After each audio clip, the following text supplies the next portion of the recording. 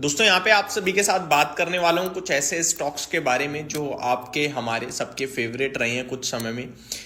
पहले मैं आपको बताऊंगा अमरा राजा बैटरीज, इसको लेकर कंटिन्यू बेसिस पे एक कमेंट है जो आ रहा है, तो अमरा राजा बैटरीज के बारे में बात करेंगे। अभी इनका आई थिंक नाम चेंज हो चुका है, अमरा राजा बैटरीज नहीं, अमरा राजा एनर्जी एंड मोबिलिटी समथिंग करके नाम है, बट आप सभी समझ गए होंगे।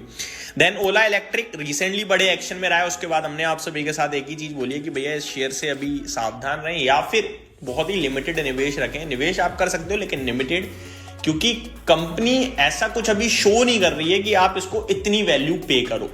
एंड आगे आप सभी के साथ बात करेंगे कुछ और स्टॉक्स जो ऑलमोस्ट टूटते ही जा रहे हैं, उनमें एक नाम आता है आरती इंडस्ट्रीज। तो शुरू करते हैं एक एक करके तीनों स्टॉक्स को डिस्कस करना।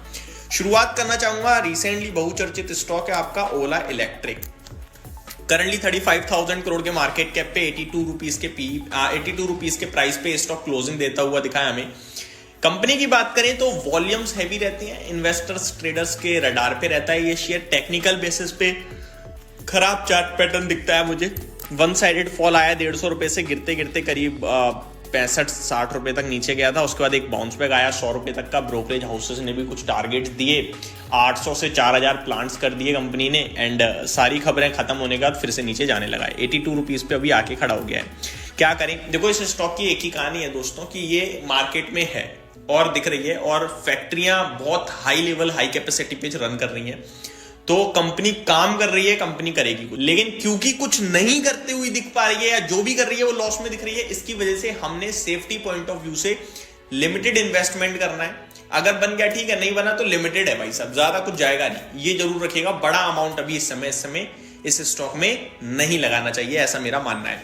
35,000 करोड़ पे कंपनी सस्ती भी कहीं से कहीं तक नहीं दिखती है मुझे, क्योंकि अगर आप बाकी की ऑटो कंपनीज की बात करें तो अभी तो इनको मार्केट शेयर में भी पिछाड़ने लगी हैं, और बजाज ऑटो इस बार नंबर 1 ईवी में मार्केट लीडर रहा मार्केट शेयर के हिसाब से।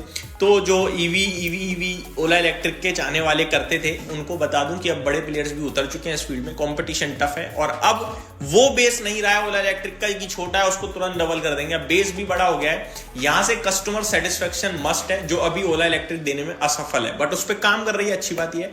तो इन्वेस्टेड रहना चाहते हैं रहिए, बट लिमिटेड अमाउंट में, क्योंकि कंपनी अभी कोई इतनी सस्ती नहीं है, चीप वैल्यूएशंस पे नहीं है कि आपको कि भाई ये तो बहुत ही ज्यादा चीप है, इसको खोने के लिए ही कुछ नहीं बचा है। 5,000 करोड़ की FY24 में सेल करी है कंपनी ने, 36,000 करोड़ का मार्केट कैप है, और 5,000 करोड़ में 1,600 करोड़ का तो करीब प्रॉफिट बिफोर टैक्स देखें तो, अगर नेट प्रॉफिट देखें तो 1,600 करोड़ के करीब का तो घाटा ही दिख रहा है मुझे माइनस में। मजा नहीं है भाई साहब, वेट करने के लिए ही आपसे कहूंगा, ठीक है जी। आगे नेक्स्ट है आपका अमरा राजा एनर्जी एंड मोबिलिटी, या जो मर्जी कह लीजिए, अमरा राजा एनर्जी एंड मोबिलिटी लिमिटेड यही नाम है। इस कंपनी की बात करें, काफी डिस्कस किया है मैंने ये, और जब इलेक्शंस के नतीजे आए थे और कर्नाटका नहीं, आंध्र प्रदेश में नायडू साहब की सरकार बनी थी, चंद्रबाबू नायडू जी की, तो ये कंपनी भागी थी क्योंकि इनका कनेक्शन है उस गवर्नमेंट से डायरेक्टली ना। इस कंपनी के जो टॉप मैनेजमेंट है वो भी MLA रहे हुए हैं, तो पॉजिटिव होगा ऐसा करके शेयर भागा था, अच्छे से मुझे याद है, मैंने वीडियो भी बनाई थी। लेकिन 1,800 रुपए के करीब के हाई से स्टॉक काफी टूट गया है, अभी 1,200 रुपए है। कंपनी में मेरे को कहीं से कहीं तक कोई दिक्कत नहीं दिखती है दोस्तों। 22,000 करोड़ के मार्केट कैप पे 22 के PE पे मिल रही है। इसी के कंपटीशन में अगर आप एक्साइड को कंपेयर करें, वो 40-45 के PE पे, तो बहुत सस्ता लगता है मुझे। बेहतरीन कंपनी, 400 रुपए की बुक वैल्यू लगती है इस कंपनी की, और ईवी बैटरीज के बिना तो इम्पॉसिबल है। तो मेरे को लगता है ये स्टॉक है जो करेगा कुछ, होल्ड करना चाहिए, समय ले रहा है, टाइम टेकन है, लेकिन कोई इशू नहीं लगता है मुझे। वैल्यूएशन टर्म में बहुत रीजनेबल है, 3,000 करोड़ की सेल, लास्ट क्वार्टर में 250 करोड़ का प्रॉफिट है। ओवरऑल जितना कंपनी का मार्केट कैप है, आई थिंक मार्केट कैप 20,000 मैंने बताया आपको, 22,000 का, और 12,000 करोड़ की सेल है। तो मतलब आप ये देखो कि 2 सालों में जितना मार्केट कैप है उतना तो रेवेन्यू कंपनी क्लॉक कर रही है। प्रॉफिट की बात करें तो 1,000 करोड़ का प्रॉफिट बना रही है कंपनी, यानी आप कह सकते हो 10% का profit margin company almost clock कर रही है, सब कुछ हटा हटू के।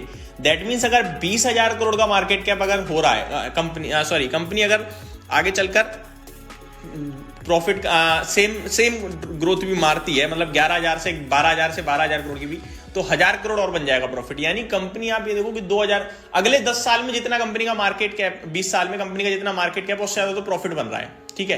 तो मेरे को नहीं लगता कि ज्यादा कुछ टेंशन लेने की जरूरत है, स्टॉक में आप इन्वेस्टेड ही रहें। अब एक और इंटरेस्टिंग चीज लो, 7,200 करोड़ के रिजर्व्स हैं, यानी 22,000 करोड़ में 7,200 करोड़ के रिजर्व्स हैं, 15,000 करोड़ का कंपनी का बिजनेस रह गया। तो बहुत ही चीप लगता है मेरे को, बहुत वैल्यूएशन सस्ते दिखते हैं। आप स्टिल इन्वेस्टर रहेंगे तो ज्यादा बेटर है। बाकी शेयर होल्डिंग पैटर्न भी बता दें, 2% FIIs ओन करते हैं, 15% DIIs, पब्लिक के पास भी अच्छा खासा है, 29% का है, एंड 33% समथिंग प्रमोटर्स के पास है। तो कंपनी कोई दिक्कत में मुझे नहीं दिखती है, आप होल्ड कर सकते हैं। नेक्स्ट आरती इंडस्ट्रीज। दोस्तों केमिकल क्षेत्र की कहानी ही खत्म है, वन साइडेड टूट रहा है, डेड लिस्ट में दिख रहा है ये स्टॉक। बट इस स्टॉक मैंने काफी पॉजिटिव व्यूज रखे हैं, और डिस्क्लेमर भी दे दूं, मैं पर्सनल भी निवेश है मेरा। निवेश इसलिए क्योंकि केमिकल क्षेत्र एक बार रिटर्न मारे उसके बाद नहीं चलेगा ये स्टॉक तो समझ में आएगा कि कंपनी खराब है, लेकिन जब तक सेक्टर ही खराब है तब तक मैं इस कंपनी को कैसे खराब बोल दूं। तो सेक्टर कुछ करेगा उसके बाद नहीं करता अगर आरती इंडस्ट्रीज, तब डिसाइड करेंगे, लेकिन तब तक के लिए तो मैं स्टिल होल्ड करूंगा। एंड मैं अपने व्यूअर्स को भी वही मेरा बायस्ड कॉल जाएगा कि हाँ भाई आप भी होल्ड कीजिए, क्योंकि सेक्टर में ही प्रॉब्लम है तो फिर कंपनी कैसे कर लेगी।